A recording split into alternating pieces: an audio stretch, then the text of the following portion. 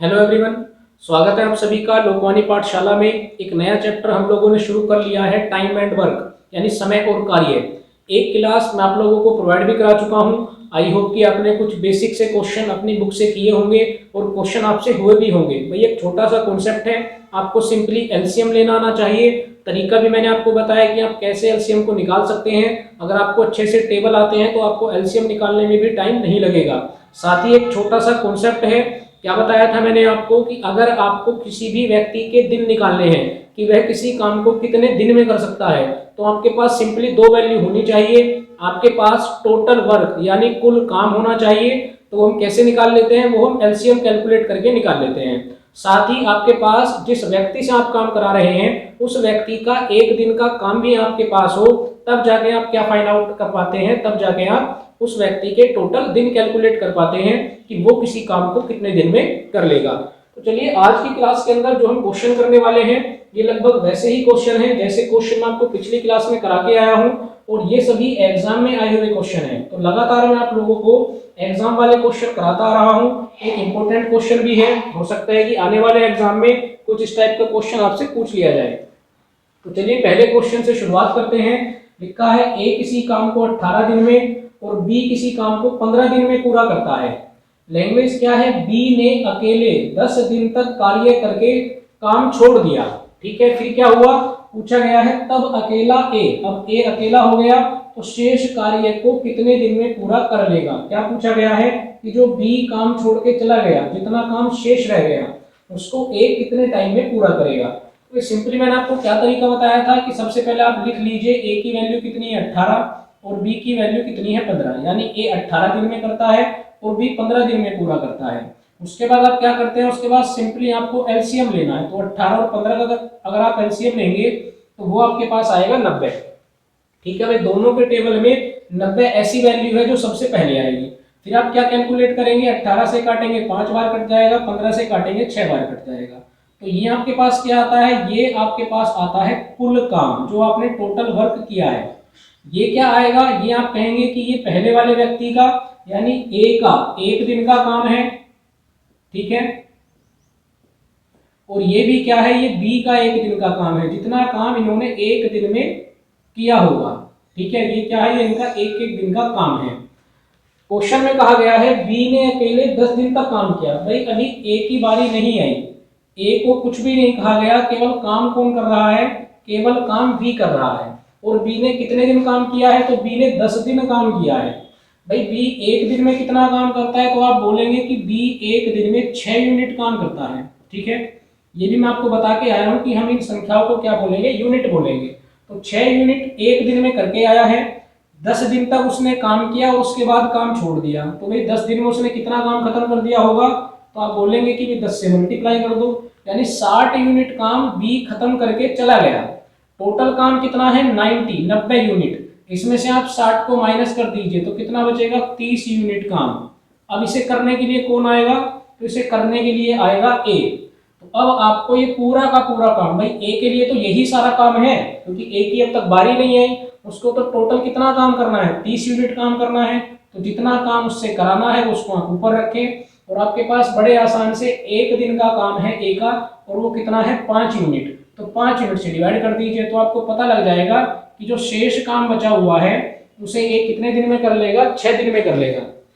पिछली क्लास में मैंने आपको एक बात और बताई थी कि कभी कभी क्वेश्चन इस तरह से आ जाता है कि काम पूरा होने में कुल कितना समय लगेगा। तो कुल समय कितना लगा भाई 10 दिन तो बी ने किया था, 6 दिन ए ने किया, तो अगर पूछा जाए कुल कितना टाइम लगा तो आपका आंसर क्या होगा 16 दिन। आई होप कि आपको क्वेश्चन अच्छे से समझ में आ गया है। चलिए दूसरा क्वेश्चन कर लेते हैं।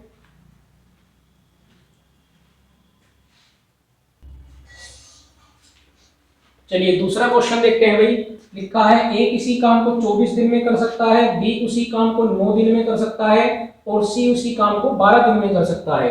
आगे क्या कहा गया, बी और सी कार्य की शुरुआत करते हैं। एक एक लाइन का आप ध्यान रखेंगे तो क्वेश्चन आपको आसानी से समझ में आएगा। भाई बी और सी ने काम करना शुरू किया, अभी ए का कोई रोल नहीं है, परंतु आगे क्या हुआ 3 दिन बाद काम छोड़ देते हैं। किसने काम छोड़ा, 3 दिन बाद काम छोड़ देते हैं। तो अब ना बी काम करेगा और ना ही सी काम करेगा। तो क्या कहा गया, शेष कार्य ए कितने दिन में पूरा करेगा।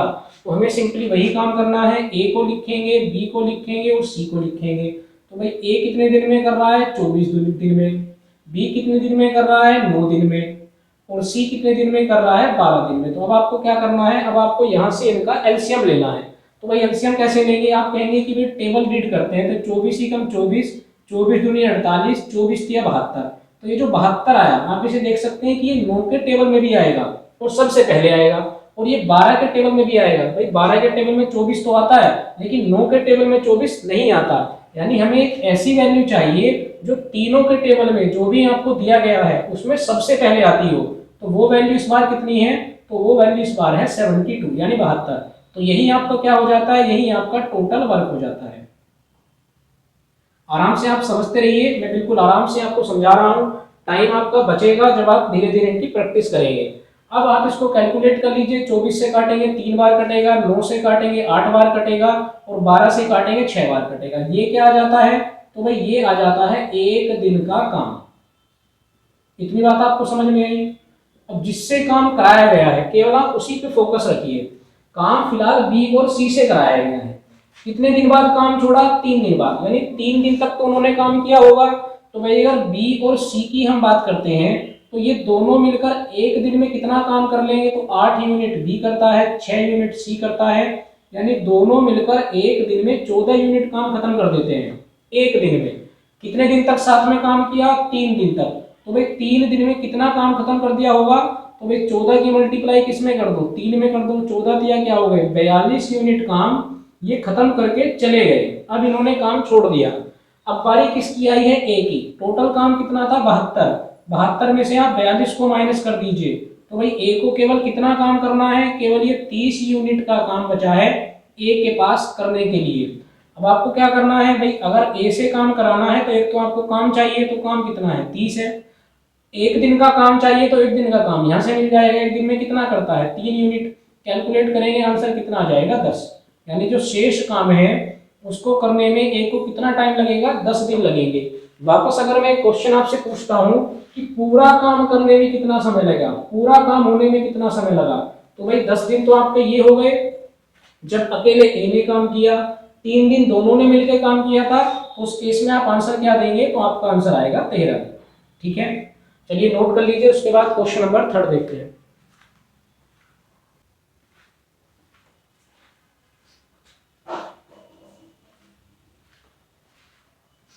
चलिए 3rd क्वेश्चन देखते हैं। लिखा है ए प्लस बी किसी काम को 12 दिन में कंप्लीट करते हैं, बी और सी उसी काम को 16 दिन में कंप्लीट करते हैं। नीचे लैंग्वेज लिखी है, ए और बी द्वारा 5 दिन काम किया गया, उसके बाद ए ने काम छोड़ दिया, तब बी और सी ने अगले 2 दिन साथ में काम किया, फिर बी ने भी काम छोड़ दिया। यदि शेष काम सी द्वारा 11 दिन में कंप्लीट किया गया है, भाई जो शेष काम बचा वो कौन करेगा, सी करेगा। ए भी चला गया, बी भी चला गया, तो उसने 11 दिन में शेष काम कंप्लीट कर लिया। तो पूछा है अगर बी को अकेले को पूरा काम दिया जाता तो काम को कितने दिन में पूरा करता। लैंग्वेज बड़ी है लेकिन हमारा कॉन्सेप्ट नहीं बदलेगा, उसी कॉन्सेप्ट से हम क्वेश्चन को करेंगे। भाई ए प्लस बी कितने दिन में पूरा करते हैं, 12 दिन में। बी प्लस सी काम को कितने दिन में पूरा करते हैं, 16 दिन में। एलसीएम लेंगे कितना आ जाएगा, 48। कैलकुलेट करेंगे, ये 4 बार कट जाएगा, ये 3 बार कट जाएगा। तो ये क्या वैल्यू निकल के आती है, ए प्लस बी का 1 दिन का काम, ये बी प्लस सी का 1 दिन का काम, और ये क्या आता है, तो ये आता है टोटल वर्क, जितना काम कंप्लीट करना है। पहली लाइन में क्या कहा गया है, ए और बी द्वारा 5 दिन काम किया गया। भाई अगर ए और बी 5 दिन तक काम करेंगे तो 1 दिन में कितना काम करते हैं, 4 यूनिट, तो 5 दिन में कितना काम खत्म कर देंगे, तो 20 यूनिट काम खत्म कर देंगे। ठीक है, उसके बाद ए ने काम छोड़ा, कौन आया, बी और सी। अगले 2 दिन तक इन्होंने साथ में काम किया है, तो बी और सी ने केवल 2 दिन साथ में काम किया, तो 1 दिन में कितना काम करते हैं, 3 यूनिट। तो वे 2 दिन में कितना काम खत्म कर दिया होगा, तो इन्होंने 6 यूनिट काम खत्म कर दिया होगा। ये जोड़ लीजिए कि कुल कितना काम खत्म हो चुका, तो 20 और 6 26 यूनिट काम खत्म हो चुका है। तो भाई शेष काम कितना बचा है, शेष काम बचा है 22 यूनिट का, ये शेष काम बचा हुआ है। अब कहा गया है कि जो शेष 22 यूनिट बचे थे ये किसने कंप्लीट किए हैं, सी ने 11 दिन में कंप्लीट किए हैं। यानी सी को 11 दिन लग गए ये 22 यूनिट का काम खत्म करने के लिए। तो क्या आप यहाँ से ये कैलकुलेट नहीं कर सकते कि सी को एक दिन में कितना काम करना पड़ा? भाई हम सी को क्यों कैलकुलेट कर रहे हैं? आपको पता है कि बी प्लस सी का मान कितना है? 3 यूनिट, यानी बी और सी एक दिन में 3 यूनिट काम करते हैं। क्वेश्चन में पूछा गया है बी अकेला, तो अगर यहाँ से सी की वैल्यू हमें मिल जाएगी तो वो हम यहाँ रख के किसकी वैल्यू निकाल सकते हैं? हम बी का एक दिन का काम निकाल सकते हैं। तो भाई सी ने 11 दिन में 22 यूनिट काम किया। तो आप बड़े सिंपल तरीके से बता सकते हैं कि अगर सी अकेला रहता तो वो एक दिन में कितना काम करता? तो वो एक दिन में 2 यूनिट काम करता। बात क्लियर हुई? अब ये 2 यूनिट हमें कहाँ पर काम आएंगी? तो वो यहाँ पर काम आएंगी। यहाँ आप दो हिस्से अगर कर लेंगे, एक बी और सी, तो सी का काम कितना है? 2 यूनिट है। टोटल कितनी है? 3। तो 1 यूनिट काम कौन कर रहा है? बी कर रहा है। बस अब आपको सिंपली क्या कर देना है? अपना कॉन्सेप्ट लगा देना है।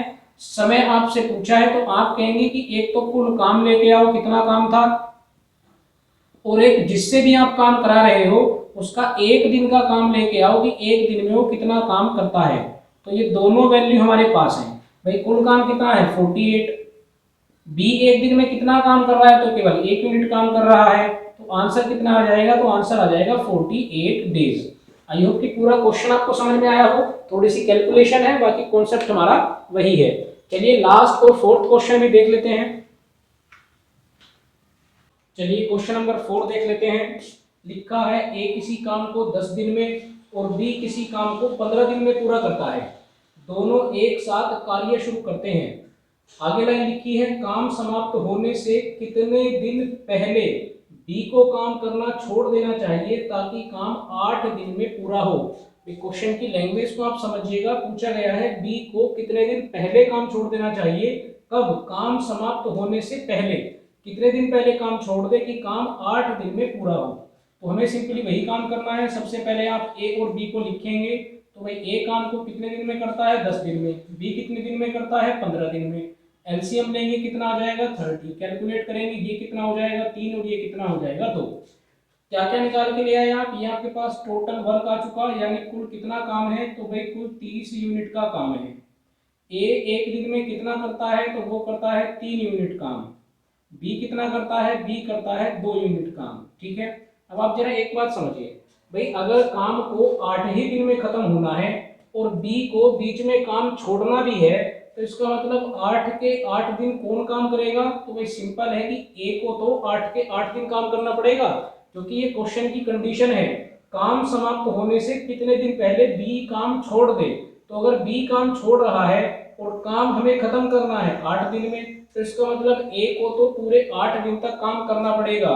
तो सिंपल है, आपको पता है भाई ए एक दिन में कितना कर रहा है? 3 यूनिट। तो इसको 8 दिन तो करना ही करना है काम। तो टोटल कितना काम इसने निपटा दिया? इसने टोटल 24 यूनिट काम निपटा दिया। कितने दिन में? 8 दिन में। इसका मतलब इसने बी के लिए केवल कितना काम छोड़ा? भाई 30 में से 24 यूनिट को कम कर दीजिए, तो बी के लिए इसने केवल 6 यूनिट का काम छोड़ा है कि भैया तो 6 यूनिट काम कर और उसके बाद तू जा, केवल तुझे 6 यूनिट काम करना है। तो आप देख सकते हैं कि बी एक दिन में कितना काम कर रहा है? तो भाई बी एक दिन में 2 यूनिट काम कर रहा है। तो अगर ये एक दिन में 2 यूनिट काम कर रहा होगा और बी को कुल 6 यूनिट काम ही करना है, तो भाई बी के लिए कितने दिन लगने वाले हैं?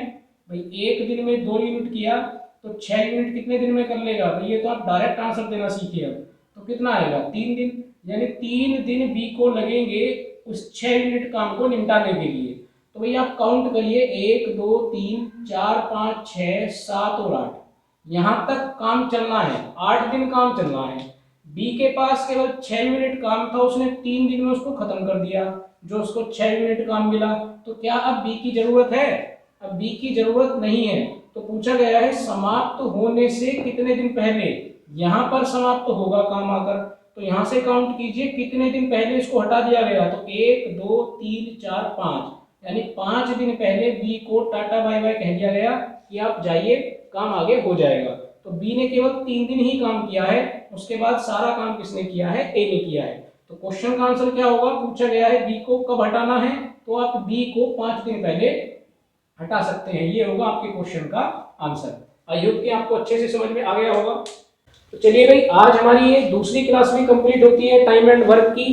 2 क्लास मैंने आपको कंप्लीट करा दी है और आपसे बताया गया था, पिछली क्लास में मैंने आपको बताया था कि जब 2 क्लास कंप्लीट हो जाएंगी तो जब अगले वाला दिन आएगा यानी ठीक 9 बजे मैं आप लोगों के लिए एक प्रैक्टिस सेट लेकर आऊंगा और वो वही प्रैक्टिस सेट है जो मैं आपको 4 चैप्टर कंप्लीट करा चुका हूं। तो अगली क्लास में हम उस प्रैक्टिस सेट के अंदर 10 क्वेश्चंस को करेंगे, 10 ही प्रैक्टिस सेट में आप लोगों के लिए लेकर आऊंगा।